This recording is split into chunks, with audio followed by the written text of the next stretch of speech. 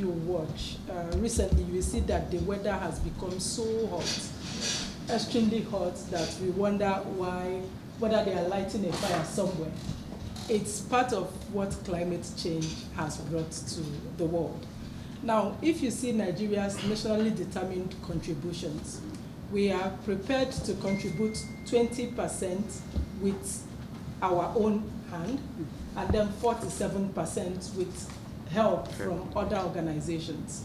So, as part of this project, when we look around, a recent study conducted shows that about 60% of energy consumption comes from refrigerants, from cooling.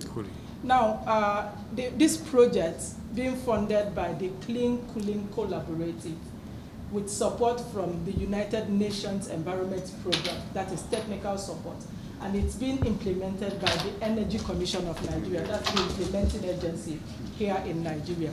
Now, the crux of this project is to focus on reducing air conditioners' power consumption. You see, the former old air conditioners we use, especially the window units, the standing air conditioners, and some of these old model air conditioners, they gulp a lot of power, they consume a lot of power.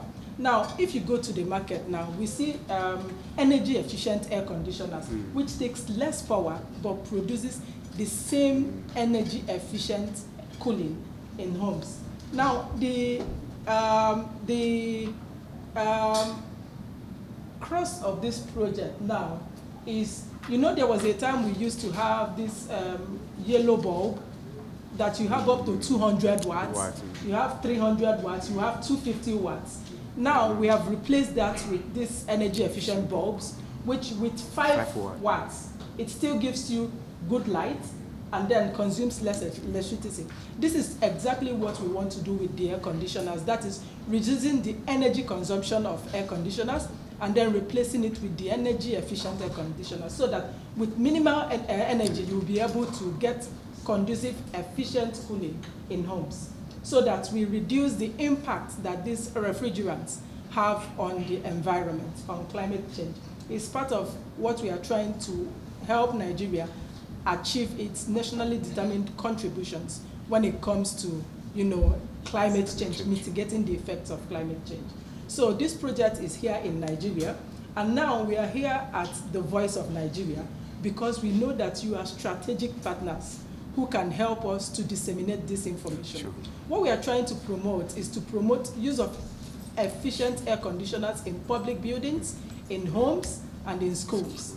Those are the places we know that they consume bulk of energy, and what we are trying to propagate is for the effective use of energy when we are using air conditioners. See, the weather is very harsh, and then most Nigerians, all of us here, will have air conditioners in our home.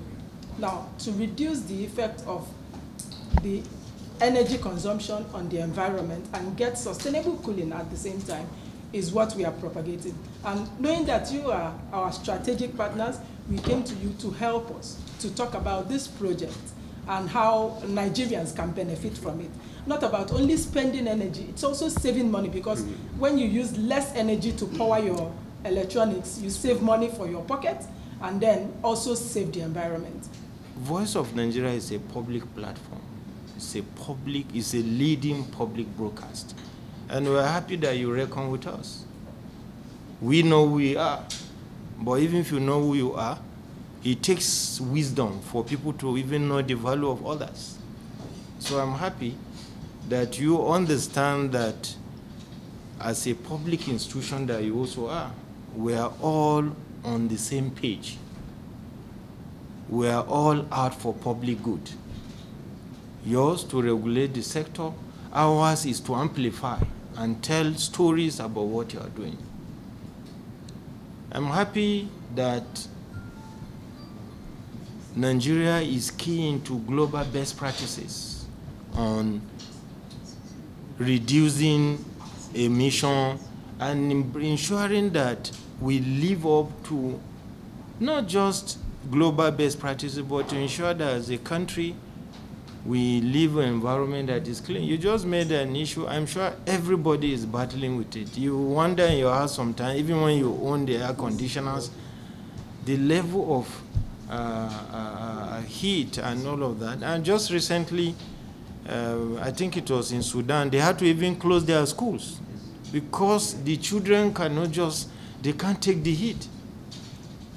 And when you travel around, sometimes the turbulence that you go through while flying as a result of heat because of global warming, if you are not used to flying, after flying sometimes you say you never fly again, all because of global warming. You know, but again, if you even look at it, every technology is aimed at efficiency. Just look at the smartphones we are using. When GSM came up, you carry one phone, you think you are carrying stone. Today, our phones are smarter, more efficient, but serving even better purpose. You know, and like you said, you see cars more expensive, of course, but lighter, but much more user-friendly.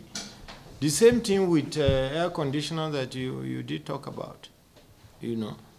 So I'm happy that Energy Commission has keyed into this, and you have also decided to also see us as a partner, because that is what we are.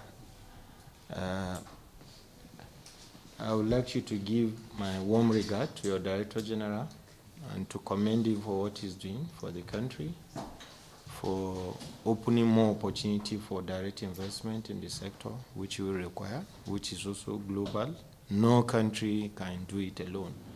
Required to create an enabling environment to be able to achieve it.